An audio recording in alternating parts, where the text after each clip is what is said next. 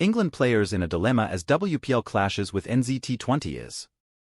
ECB has told WPL players that staying in India until the tournament is complete will put them out of consideration for the first 3 T20Is. In England's women are facing a choice between club and country, with a clash looming between the final stages of the Women's Premier League (WPL) in India and a bilateral T20I series in New Zealand.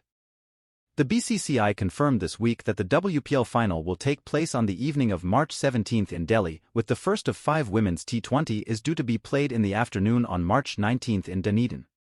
It would be logistically impossible for players to feature in both matches. ESPNcricinfo understands that the ECB has told players involved in the WPL that staying in India until the tournament is complete will mean they are not considered for selection for the first 3 T20Is in New Zealand.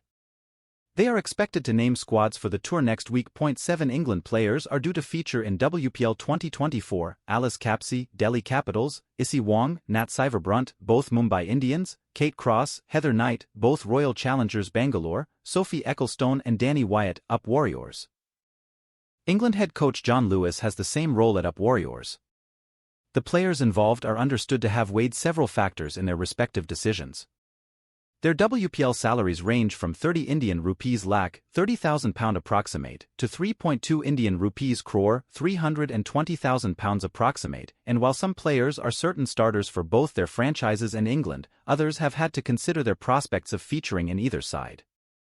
The decisions are complicated further by the sharp recent increase in England women's match fees, which were equalized with the men's team last year, and the proximity of the T20 World Cup in Bangladesh later this year.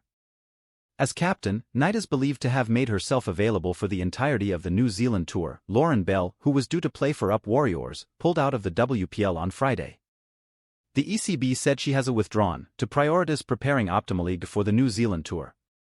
In line with the WPL's regulations, Bell's decision to withdraw for the full competition enabled the franchise to sign a replacement in Sri Lanka's Chamari Athapathu. The ECB took a hard line with players when a similar clash arose in December. Bess Heath and Danielle Gibson both missed the WBBL final in Australia in order to link up with England's squad in Mumbai ahead of a T20I series which started 4 days later, though neither player featured in the first T20I.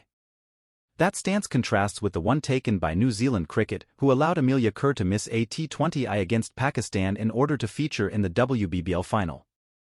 Kerr, Mumbai Indians, is one of 2 New Zealand players involved in this year's WPL, along with Sophie Devine, RCB.